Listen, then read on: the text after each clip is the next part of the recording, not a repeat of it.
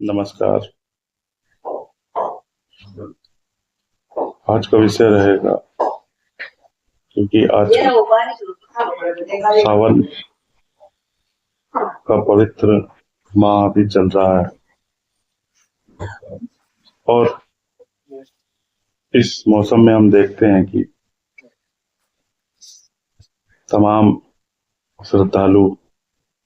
शिवलिंग पर जल चढ़ाने की बात करते हैं और कांवड़ के रूप में उसे शिवलिंग पर अर्पित करते हुए देखे जाते हैं। और एक वर्ग द्वारा पर्याप्त ज्ञान न होने के कारण ऐसा प्रचारित किया जाता है कि केवल शिवलिंग पर या पत्थर पर जल चढ़ाने से क्या फायदा है और ये मात्र एक अंधविश्वास से ज्यादा कुछ नहीं है। और कईयों द्वारा श्रद्धालु हैं, उन्हें भी इसका पर्याप्त ज्ञान नहीं होता, लेकिन वो अपनी श्रद्धा और आस्था के कारण ऐसा मानकर चलते हैं कि इससे उन्हें शिव की कृपा प्राप्त हो। तो इसलिए आज हमने इसे अपने अनुसंधान का विषय बनाया और आप सभी के सामने ये वास्तविकता लाने का काम कर रहा हूं कि ताकि सभी को पता चले कि वास्तव में शिवलिंग पर जल चढ़ाने का क्या कारण है और इसका क्या लाभ है। तो वास्तव में जब हम शिवलिंग पर जल चढ़ाने की बात करते हैं तो जब कोई व्यक्ति इन दो आंखों से देखी जा सकने वाले विषयों तक ही सीमित होता है तो इसे आस्था का रूप दिया जाता है। आस्था सदैव अंधविश्वास पर ही केंद्रित होती है। अंधविश्वास का अर्थ ही ये है कि आंखों से ना देखा जा सकने वाला विश्वास। मतलब कि कोई व्यक्ति अगर अंधविश्वास कर रहा है तो वो मूर्खता नहीं कर रहा, बल्कि ऐसी चीजों का पालन कर रहा है जिनकी वास्तविकता इन दो आंखों से नहीं देखी जा सकती। इसे ही अंधविश्वास की संज्ञा दी जाती है और इसमें कोई बुराई भी नहीं है, क्योंकि धर्म अंधविश्वास पर ही आधारित होता है और अंधविश्वास आस्था पर आधारित होती है। इसलिए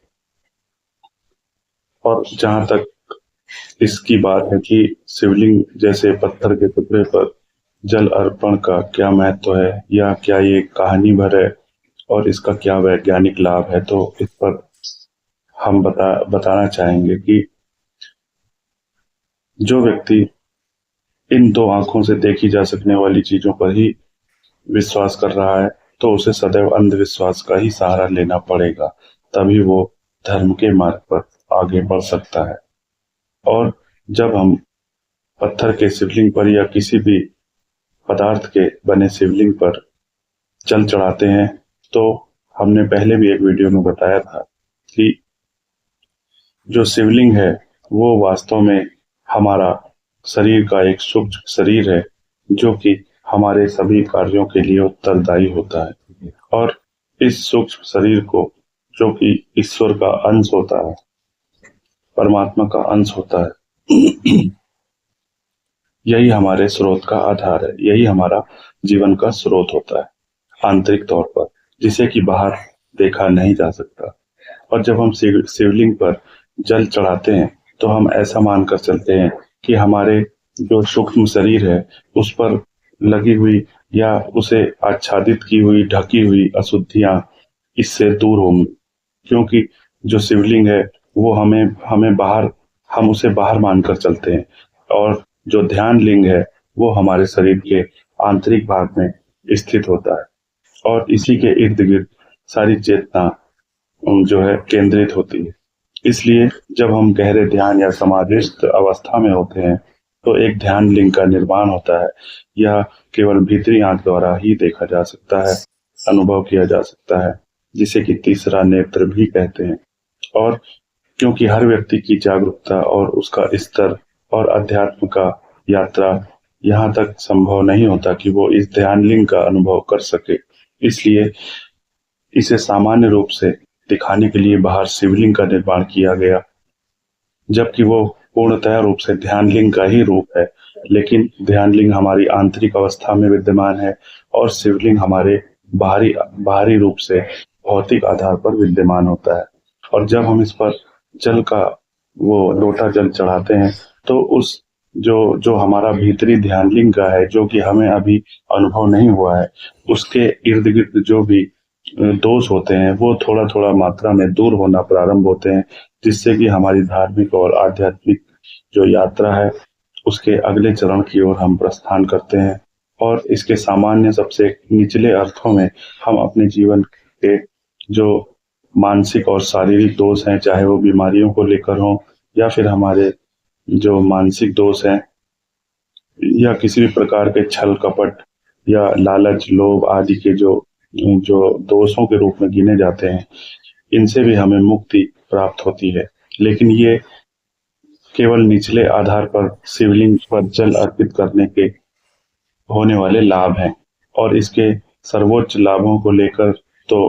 कहना चाहिए कि आध्यात्मिक पथ पर आगे गंतव्य तक बढ़ने की यात्रा और ध्यान समाधि तक जाने की जो कला है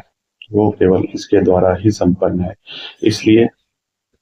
शिवलिंग पर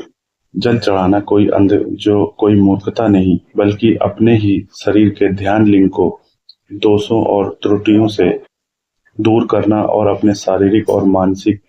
जो बीमारियां हैं या कमियां हैं उन्हें समाप्त करना इससे संभव होता है, क्योंकि जल हमेशा अशुद्धियों को मिटाने वाला माना जाता है। अपने दैनिक जीवन में हम जब भी हाथ आदि हमारे गंदे हो जाते हैं या हम स्नान आदि करते हैं तो हम जल का ही प्रयोग करते हैं, जिससे कि हम अपनी बाहरी जो शरीर पर लगी हुई गंदगी है, धूल मिट्टी आदि है, उसे हम धोने का प्रयास करते हैं। ठीक यही कार्य शिवलिंग पर जल अर्पित करने के दौरान हमारे सूक्ष्म शरीर में घटित होता है। और धीरे धीरे जब जो हमारी आध्यात्मिक जागरूकता है या आध्यात्मिक यात्रा है वो अपने अगले चरण की ओर बढ़ती है, तो जो बाहरी शिवलिंग पर हम लोटा जल अर्पित करके या जल चढ़ाकर जो कार्य कर रहे थे उसके दूरगामी जो लाभ हैं वो हमारी आध्यात्मिक यात्रा को गंतव्य तक पहुंचाने पर जो है सहायक होते हैं। इसलिए शिवलिंग पर जल चढ़ाने को कभी भी मूर्खता न समझा जाए और इसका एक वैज्ञानिक प्रभाव है जिसे आज हमने यहाँ पर बताने का काम किया। धन्यवाद।